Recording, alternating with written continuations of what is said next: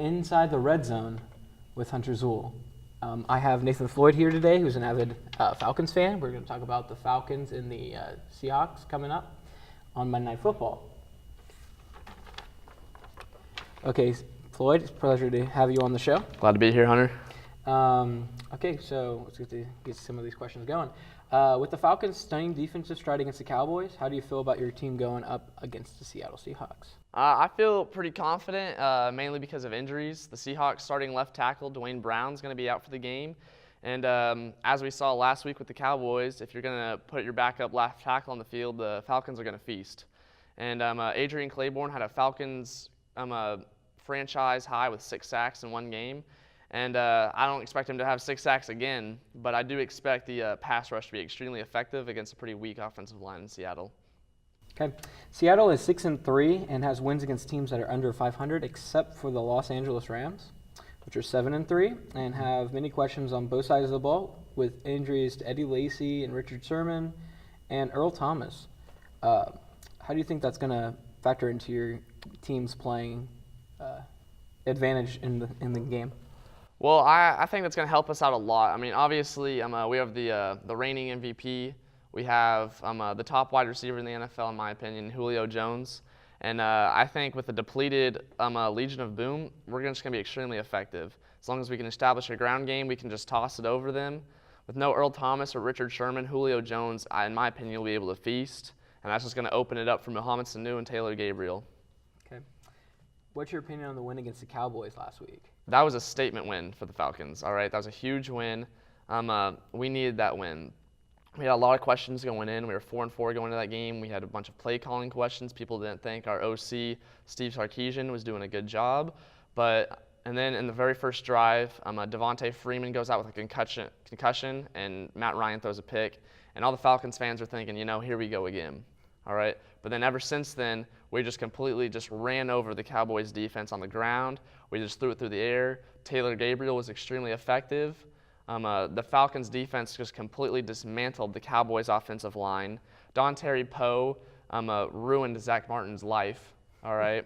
It was just an amazing game for the Falcons' defense. It was a humongous statement win, and that's a good confidence-building game that we can go into Seattle and take another game. And as a Chiefs fan, I know Don Terry Poe very well. Exactly. He's been very fun for us this season. Last year, that bloated Tebow pass was phenomenal against the definitely. Denver Broncos. What are your keys for a Falcons win? Definitely establish the ground game. So Devontae Freeman's going to be out with the concussion. It's all going to be on Tevin Coleman. I think Tevin Coleman's a great back. He's a very physical back. He ran for over 2,000 yards at Indiana, and he's been extremely effective for us as the number 2 guy in Atlanta. And I think he's going to be, as long as he can establish the ground game and make sure that Ryan's the play-action pass is effective, and we can just keep hitting Julio, I think that'll be extremely effective. And containing Russell Wilson. It's going to be on Deion Jones, our middle linebacker. He's extremely fast, and so I think he'll be up to the task. But if Russell Wilson can just scramble left and scramble right and then throw a touchdown pass to Doug Baldwin, we're going to lose that game. As long as we can contain Russell Wilson, I think we can walk out of Seattle with a W. Do you think that Adrian Claiborne's going to get another record-breaking game? I hope so. They're putting a backup left tackle again, which, he had 6 sacks against a backup left tackle in Dallas. So hopefully, I hope we get at least 6 sacks again. That'd be the greatest. So what you're telling me is Seattle just needs to watch their O-line? Exactly. Their O-line's pretty weak. It's pretty wimpy, and they don't have a very good run game. And so I think that, with that, I think the pass rush is going to be extremely effective for Atlanta. So the defense is going to be the biggest.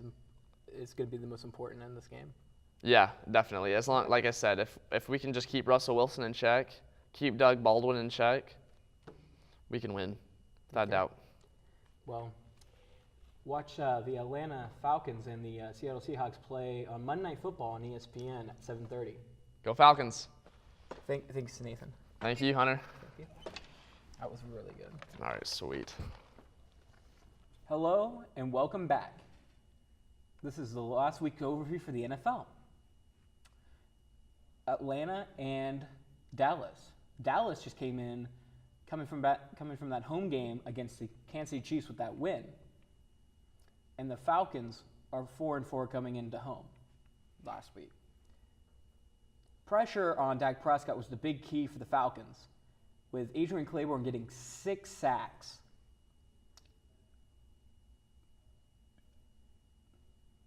It was the first game for the Cowboys without Ezekiel Elliott, and he has 5 more weeks of this suspension. The pressure against Dak Prescott caused the Cowboys to only score 1 touchdown the whole game.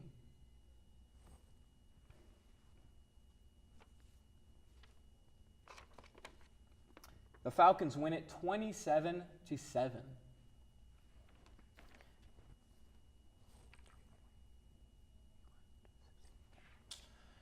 And the Patriots and the Broncos for Sunday Night Football this last week.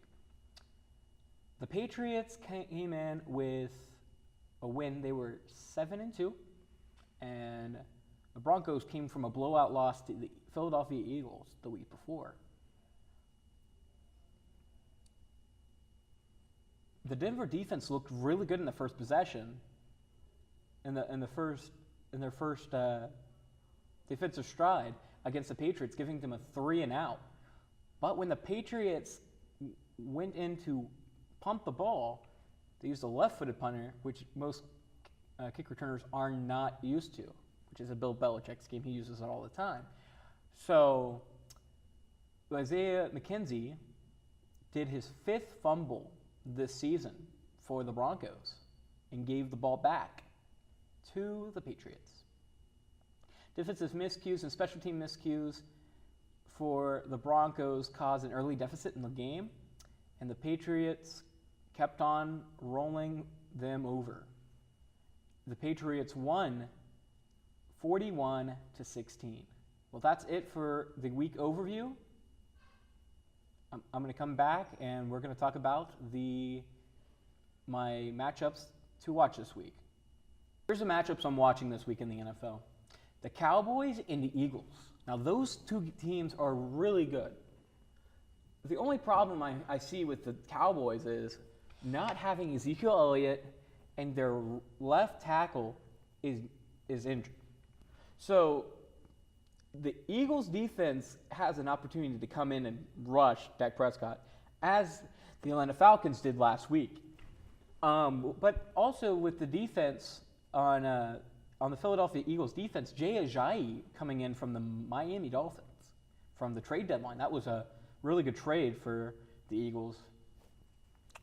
It's a good rivalry game. The Eagles are the best team in the NFL right now. Carson Wentz is in talks. They're talking about him like he could be a potential MVP candidate.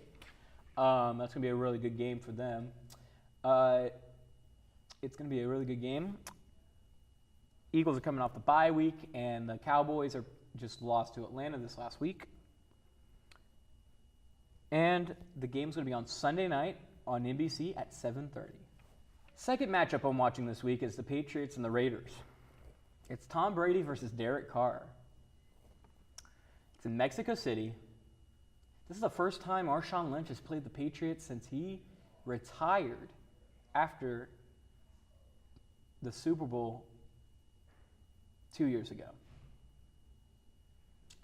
And he gets to have his rivalry and has his revenge game against the Patriots. That's going to be very interesting to watch.